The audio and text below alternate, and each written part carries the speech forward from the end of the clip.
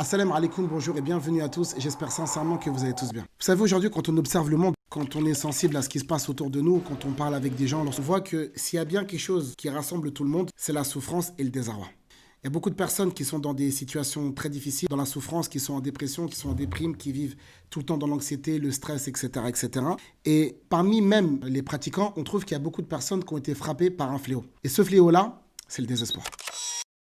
Et en fait, il y a beaucoup de personnes justement qui aimeraient sortir de ça, être bien dans leur tête, bien dans leur peau, mais malheureusement, ils n'arrivent pas en fait à trouver les moyens et les solutions pour pouvoir sortir de cette zone d'ombre. Avec la permission d'Allah, on va exposer modestement et humblement quelques solutions qui ont été présentées par Allah Azza wa Jal dans le Coran pour qu'on puisse, Inch'Allah, sortir de cette période de désespoir, Inch'Allah. Mais avant de rentrer dans les solutions, il faut impérativement qu'on comprenne les causes et les conséquences. Parce qu'il y a beaucoup de personnes qui ont sauté ces étapes, qui viennent directement avec les solutions.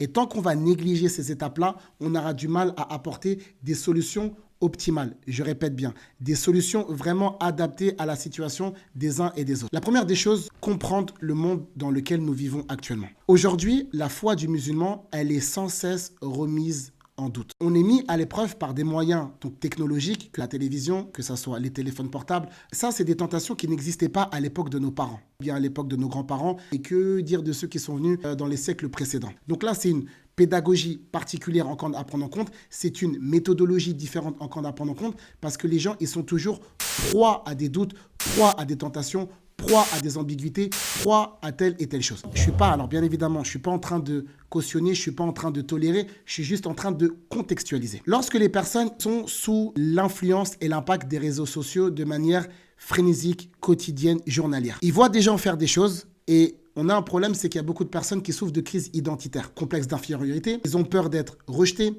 ils ont peur d'être exclus, ils ont peur de ne pas faire partie d'un groupe tel et tel. Donc, ils vont commencer à mener une vie qui n'est pas la leur. Une conduite de vie qui n'a jamais été dictée et codifiée par leurs parents, qui n'a rien à voir avec leur religion. Mais ils sont tellement submergés par ce qui se passe aujourd'hui que, j'ai presque envie de dire involontairement, ils se soumettent à l'actualité. Ça va donner naissance à des sentiments profonds, terribles. Manque de confiance en toi. Tu vas te sous-estimer comme étant un faible, comme étant un lâche. À partir du moment où ça va macérer dans ton cœur. Alors que toi, dans ton fort intérieur, tu as envie de le faire. À partir du moment où ça va macérer dans ton cœur. Tu vas commencer à désespérer. Tu vas commencer à te dire que, quoi qu'il arrive, tu iras en enfer. Tu n'iras jamais au paradis. Tout le monde ira sauf toi.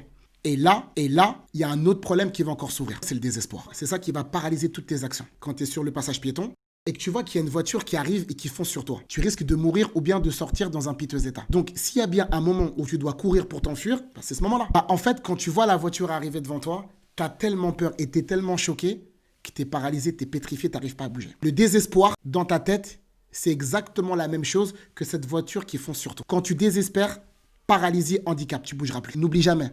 Ce désespoir, c'est la voiture qui arrive sur le passage piéton. C'est là où on trouve des gens qui abandonnent la prière. Tu trouves des gens qui délaissent le Coran al-Karim, se considérant comme moins pratiquants, se considérant comme tel, parce que lui, en fait, il est tiré par le désespoir qui est en train de l'amener dans le gouffre béant derrière. Il faut qu'on arrive à comprendre la situation de nos frères et de nos sœurs qui souffrent avant d'arriver avec les solutions. Les solutions, on les a, il n'y a pas de souci. Par contre, il faut bien comprendre la situation de la personne avant de l'apporter. Le but de cette vidéo, c'est tout simplement que j'ai envie de dire que je te comprends.